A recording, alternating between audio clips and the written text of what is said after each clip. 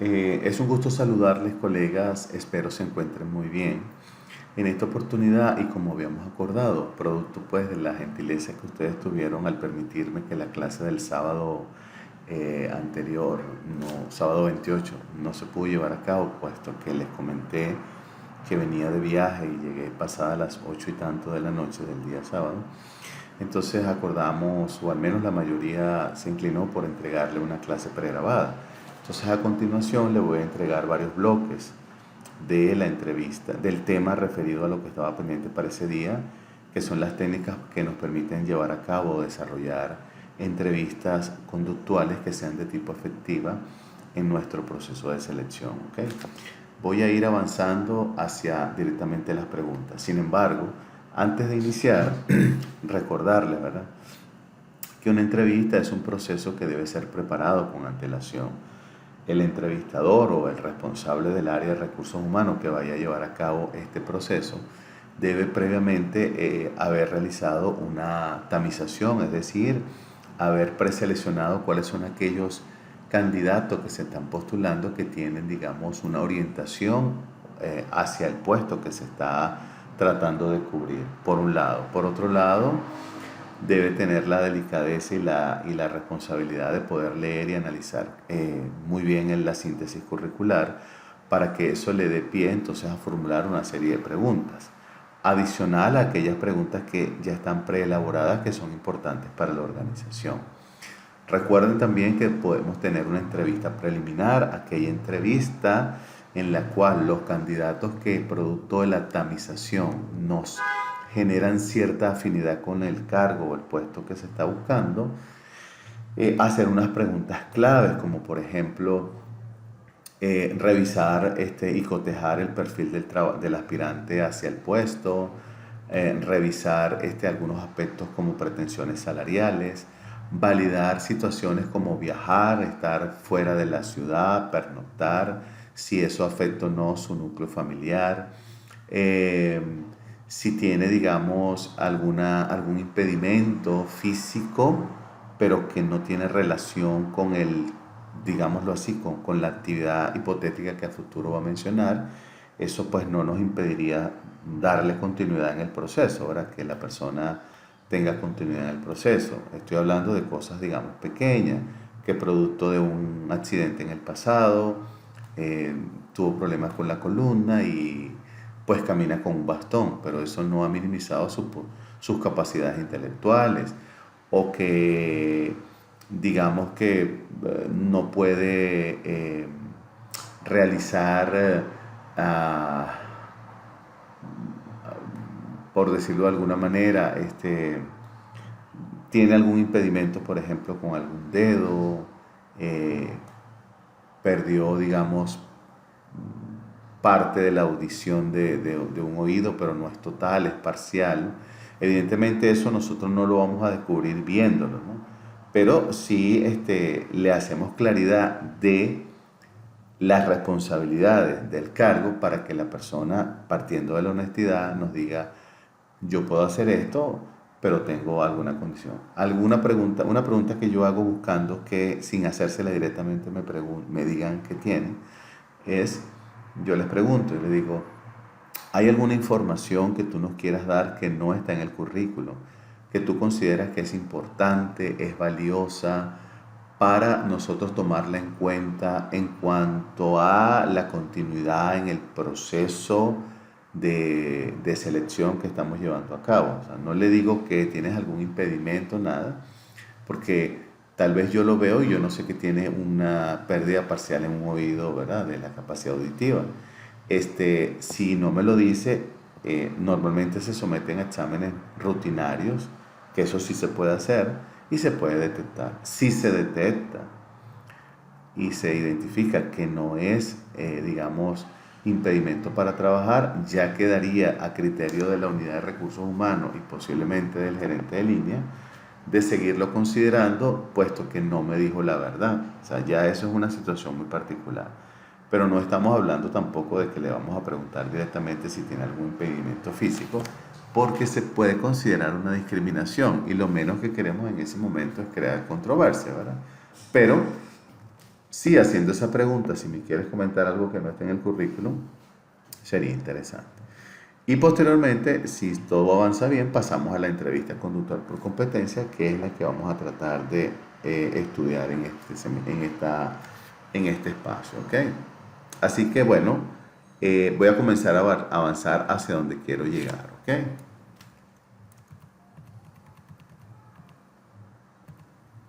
Ok, entonces eh, me voy a quedar acá, ¿verdad? Un poco de la experiencia, ¿verdad? ¿Cuál ha sido tu evolución de la carrera? O sea, ¿cómo has evolucionado con tu carrera, ¿verdad? Eh, Explícame un poco cómo han sido los cambios a lo largo y ancho de todo tu proceso como un profesional. Eh, ¿Por qué dejaste o quieres dejar tu empleo? O sea, ¿por qué dejaste tu empleo anterior o por qué quieres dejar este, ¿verdad? ¿Has tenido alguna dificultad en el desarrollo de tu potencial? Si es cierto, ¿cuáles han sido digamos, las técnicas o qué has hecho para superar estas dificultades, ¿verdad? Coméntame un poco, no importa en el área donde hayas estado, cuáles han sido tus logros más importantes. Esto tiene relevancia puesto que nosotros queremos saber realmente qué es lo que ha logrado, cuál es el valor que ha aportado a las organizaciones en las cuales ha pasado, ¿verdad? Eh, si ha tenido la experiencia de tener colaboradores a su cargo, ¿qué criterios o qué utiliza o cómo evalúa a sus colaboradores, ¿verdad? Eh, si yo fuera un colaborador tuyo, ¿qué podría yo decir de ti? Es decir, ¿qué imagen transmites tú a los colaboradores que ellos puedan comentar cómo te ven a ti, ¿verdad? Eh, ¿Qué opinas de las antiguas empresas donde has estado u organizaciones y de la actual? Esta pregunta es fundamental porque lo que queremos descartar es que la persona venga a hablar mal de las organizaciones anteriores o hablar mal de los jefes. Eso denotaría, evidentemente, que no es agradecido. ¿Por qué digo no es agradecido? Porque cuando a nosotros nos postulamos para una vacante y nos llaman, debemos agradecer que se tomaron el tiempo de revisar nuestro perfil y de alguna manera lo valoraron. No significa que ya nos van a contratar, pero lo valoraron, ¿verdad? Y eso es importante en un profesional, que sepa reconocer que a pesar de que no quedó seleccionado, pues tiene aspectos que denotan que puede aportar a una organización, ¿verdad? Eh,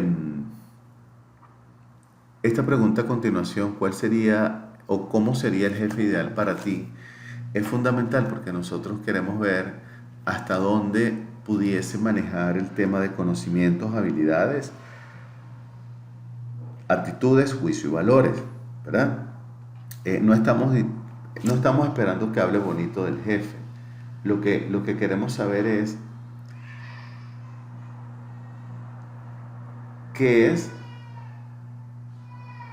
qué es para él un jefe. Si él anda buscando un jefe, anda buscando un líder, anda buscando un supervisor que tenga claro el objetivo y los guíe y los oriente y los empodere para que cada quien aporte el valor. Queremos escuchar un poco de eso, ¿verdad? No queremos escuchar que es que lo que el jefe diga, eso es lo que hacemos. O sea, no porque le estemos queriendo desobedecer, sino que se supone que en un liderazgo no existe eso, ¿verdad? Eh, Luego podemos caer en el tema de situación actual, futura y motivaciones, incluso salarios. ¿Cuánto tiempo llevas buscando trabajo?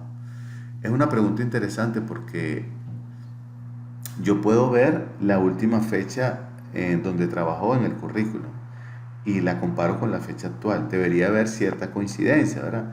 A menos que me diga, lo que pasa es que estuve 3 meses haciendo un trabajo freelance, algo muy puntual, no lo considero, digamos, parte de una experiencia porque fue un trabajo muy puntual. Sin embargo, es bueno dejarlo escrito, ¿verdad? El tema de cuánto tiempo llevas buscando trabajo nos debería servir a nosotros para poder comenzar a identificar si yo valoro el perfil de la persona, qué pudiese estar pasando cuando esta persona tiene un buen perfil, pero no encaja. ¿Será que no lo contratan por la aspiración salarial? ¿Será que anda buscando la empresa o la organización ideal para él? O sea, es un idealista. ¿Será que dentro de todo le cuesta trabajar en equipo o tiene alguna frustración de que considera que él debe ser es un líder y no lo es en la organización, dejando claro que cualquiera somos líderes partiendo del autoliderazgo, ¿verdad? Somos líderes de nosotros mismos para luego liderar a otros. ¿Has tenido alguna oferta? Una oferta es que te digan, nos gustaría ofrecerte esta posición, esta es la condición laboral, este es el contrato de servicio, este es el paquete salarial que nosotros damos y tú decidas si es sí o si es no, ¿verdad? Si has tenido oferta y no las has tomado, al reclutador le va a gustar saber realmente cuál fue el centro de la decisión. Es decir, bueno, sí tuve una oferta o dos, N ofertas laborales, y no las acepté porque pues yo indagando con el entrevistador en todo el proceso, pues me pude dar cuenta de la información que me dieron que requieren de mucha organización y para mí eso era un reto que quería tomar, pero también descubrí a lo largo del proceso de que no hay un liderazgo. Entonces cuando tú llegas a una organización y quieres aportar tus ideas y te encuentras con un líder, te va a recibir con las manos abiertas. Cuando tú quieres llegar a una organización, mejorar, aportar y tienes un jefe, te va a ver como el enemigo. Entonces yo en esas ofertas percibí eso, supongamos, ¿verdad? Pero para mí es importante saber eh, qué pasó, si se las ofrecieron, porque no se incorporó, ¿verdad? Esta pregunta es fundamental para saber la proyección de la persona. ¿Dónde te ves o qué quieres hacer dentro de 5 años? Las personas dicen muchas cosas. Muchos empiezan que quieren ser jefe, ¿no? Cuando escuchamos respuestas como, por ejemplo, bueno, si yo quedo en esta organización que me hacen una oferta y quedo contratado, pues a mí me gustaría aprender de la organización, pero también me gustaría aportarle a la organización. Me gustaría pues tener un líder que yo lo considero un líder y nos valore, nosotros lo valoramos, nos empodere, nos guíe, nos oriente y si en algún momento hay una desviación y nos hace un llamado de atención, podamos aprender de esa situación para no repetirla. También considero que es importante que quisiera estar en una organización donde constantemente esté monitoreando tanto el clima laboral como el clima organizacional, porque son elementos que son un día a día que hay que estar monitoreando y mejorar, ¿verdad? Sobre todo por las relaciones interpersonales a nivel local y las relaciones interpersonales externas, llamémoslo competidores, clientes, proveedores, entes reguladores, comunidades y evidentemente el tema de los riesgos, ¿verdad? Entonces estoy viendo una persona que tiene algo de claridad hacia dónde debe ir, ¿verdad? Okay. ¿Qué criterios tomarías para decidir a tu próximo empleo? Fíjense que tiene que ver con esta que le pregunté anteriormente, lo de las ofertas. Me explicó por qué no tomó las ofertas.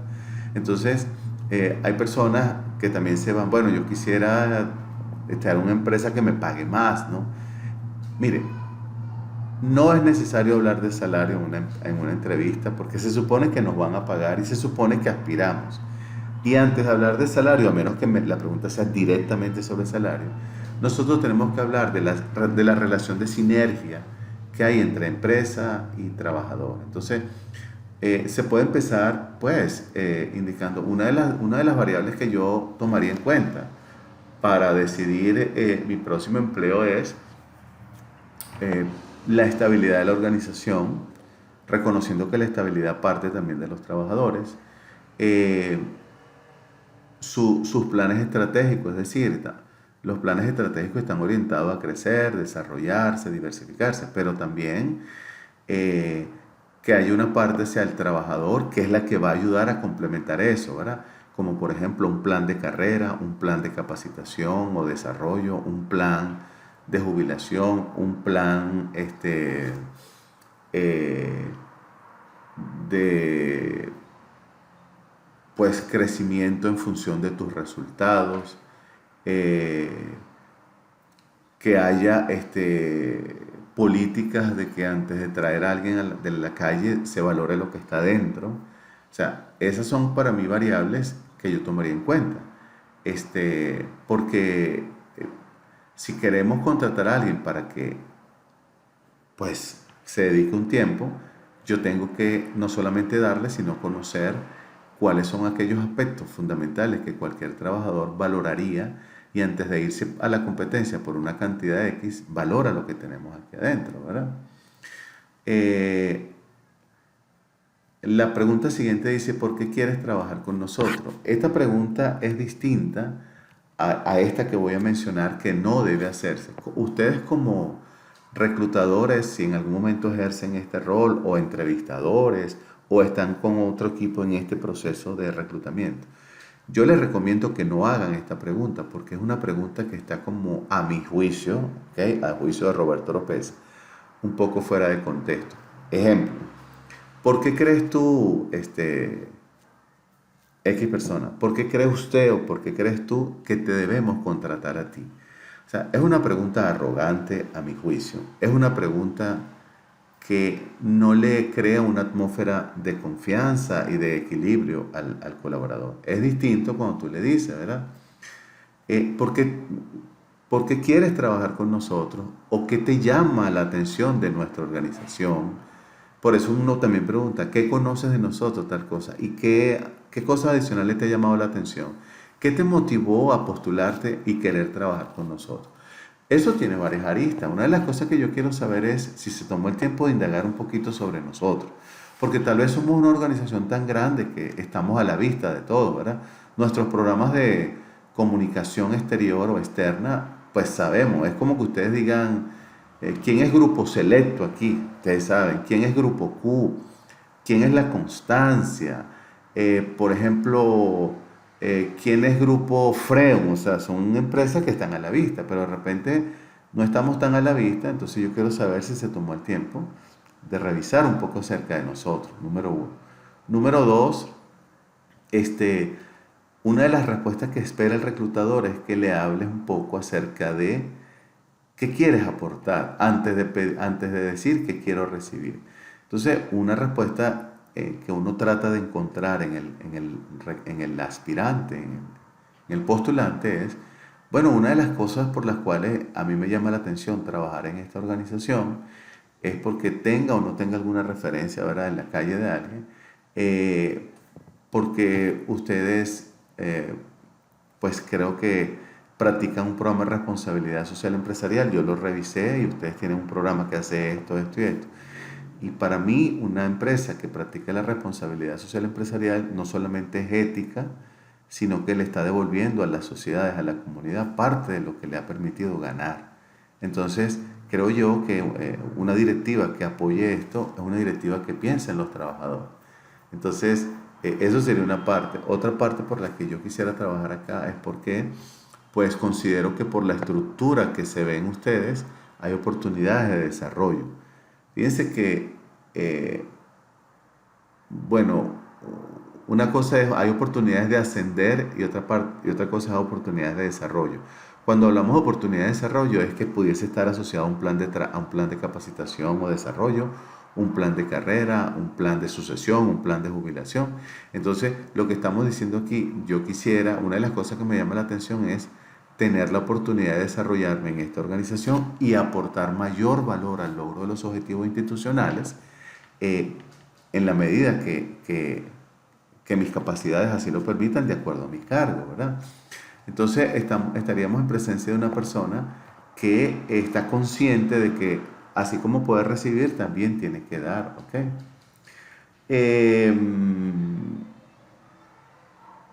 Esta pregunta es interesante, la antepenúltima, penúltima. ¿Cuánto tiempo prevé que continuará para estar a pleno rendimiento en la empresa? ¿Cuánto tiempo prevé que necesitará para estar a pleno rendimiento en la empresa? Aquí es una pregunta porque se supone, una pregunta muy particular, porque se supone que cuando nosotros ingresamos, bueno, lo primero es que nos dan no solamente una inducción, sino que también siempre hay alguien que nos apoya los primeros días o la primera semana, puesto que nos estamos adaptando. Entonces, una respuesta idónea, sin meternos en aguas profundas, sería, bueno, asumiendo que cuando uno ingresa a las organizaciones a través de recursos humanos, dan una inducción general o específica, es común encontrar que cuando uno llega a una organización, Los primeros días siempre hay un equipo o una persona asignada formalmente que nos da apoyo para, pues para irnos empoderando de nuestro cargo o de nuestra responsabilidad.